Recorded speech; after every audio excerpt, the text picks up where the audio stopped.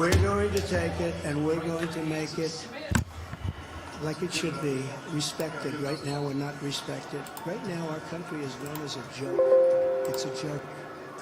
Other leaders who I speak to, other leaders can't believe what happened to us.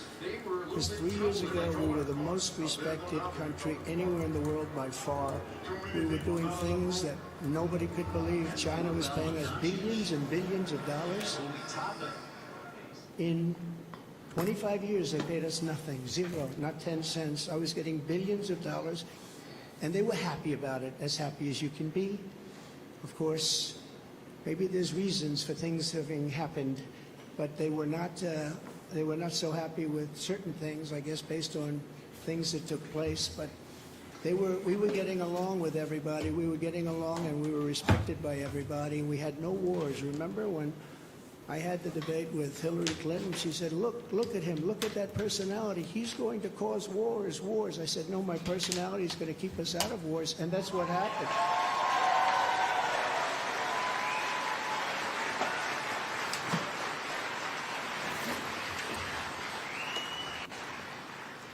For 20 years, they were fighting ISIS. I defeated ISIS in 4 weeks. I got rid of ISIS 100%. 100% of the ISIS caliphate.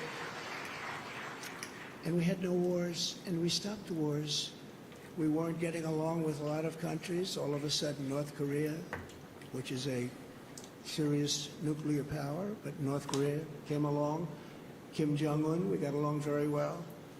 We got along very well with China until COVID. That was a little bit too much, as far as I was concerned. That was too much. Couldn't take that one. But we made a trade deal with China that I don't even talk about. $50 billion a year in product they bought from our farmers, our manufacturers. They used to buy 10. I got 50, and it was great. But COVID, I don't even talk about that, because COVID was such a horrible thing. It started in the Wuhan labs, just as I said, the Wuhan labs. And it came out, I believe, through incompetence. I believe it was incompetence. Some people think it wasn't, but I believe it was. But regardless, it caused $60 trillion worth of damage and death all over the world, all over the world. And we did a fantastic job on that. We never got credit for that. Unbelievable job on that. We came up with things that nobody thought was possible. Don't forget, when it came in, nobody had an idea what it was. They didn't even use the word pandemic. Nobody had an idea. But we did a fantastic job. And we got a lot of credit for the economy, a lot of credit for our foreign policy. I think credit like nobody, very few people have gotten. And the press was very honest about it. They give us very high marks on foreign policy, the Abraham Accords, so many different things we did. But we never got the kind of due that we should have for the COVID, or as I call it affectionately, the Chinese virus, the China virus, which is a much more accurate term. And despite that, the stock market, when we turned... What do y'all think? Did Trump do a good job during the pandemic and handling COVID? COVID coming in, it was an amazing thing. We did an amazing job, and we have so many people that worked on that, so many of the doctors, so many of the scientists that worked with us on that. It was really, really something. But there's never been... Y'all remember Dr. Fauci? What happened to Dr. Fauci? Success in so many different elements. We got the largest tax cuts in history. We have the largest regulation cuts in history. We rebuilt our military.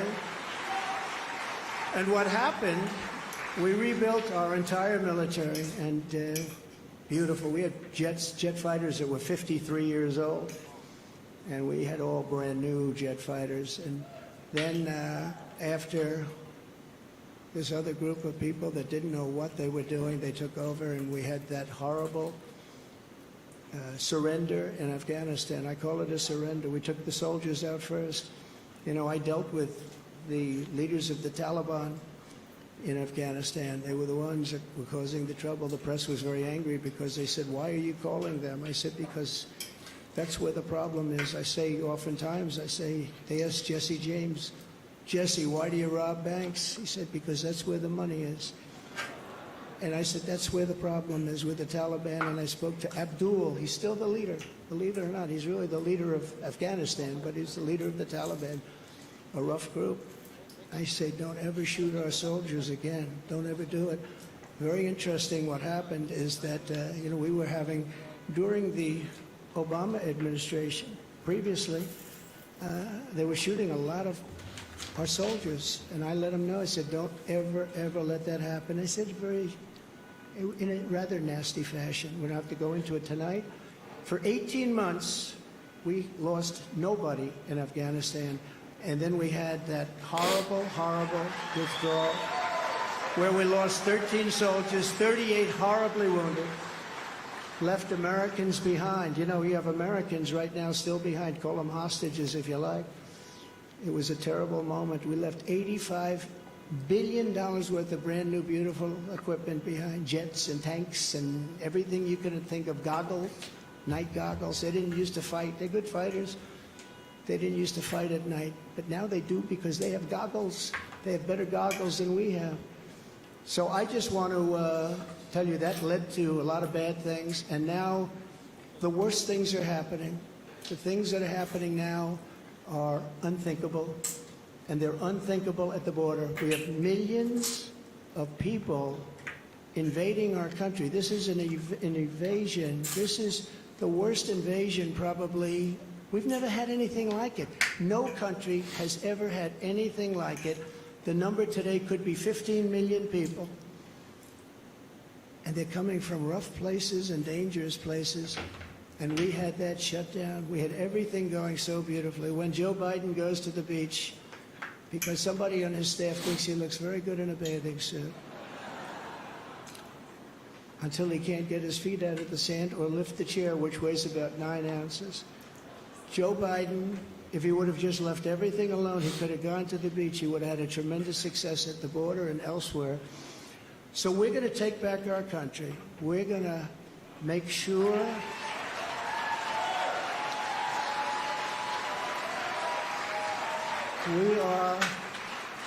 we are going to do it right. We're going to have the greatest economy ever in the history of our country. We're going to top what we did. We're going to become an energy center of the world. We were ready to become energy dominant, and they stopped that. They stopped that. But we're going to become energy dominant. We're going to pay off debt. We're going to do things that nobody thought was possible. You know, we hadn't done our second phase of the tax cuts. When we did the tax cuts, the Democrats fought us very hard. And now they say, well, I guess that was pretty good because we took in much more revenues after we cut taxes. And then we did all of those regulation cuts, and people were working, and everybody was happy, and we were all proud of our country. But we're going to win this election because we have no choice. If we lose the election, we're not going to have a country left.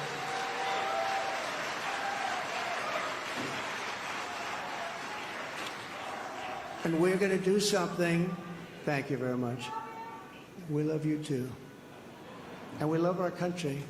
And we can't let this magnificent, some people call it an experiment. I don't call it an experiment. I just say this is a magnificent place, a magnificent country. And it's so sad to see how far it's come and gone.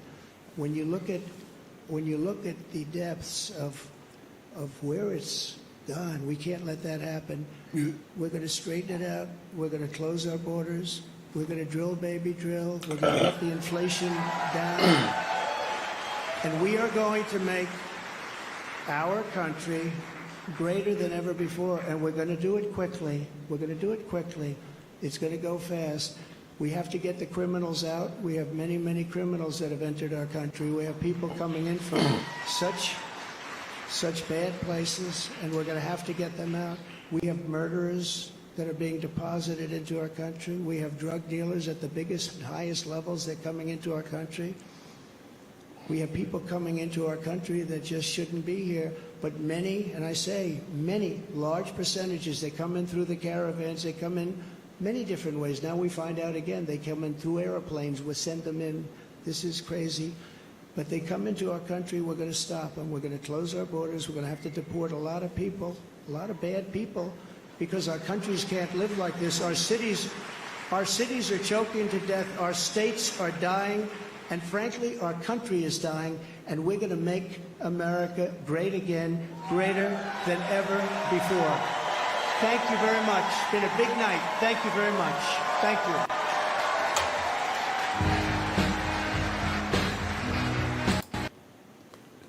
So y'all see it there, man. Super Tuesdays, they wrapped it up. They wrapped it up. Trump is out there. And that was it, man. Tap in. Listen, we are going to have Joe Biden's State of the Union address. We will have Joe Biden's State of the Union address. Thank you for tapping in. Man, we appreciate y'all. We're going to bring y'all more content, more value, and more tapping in.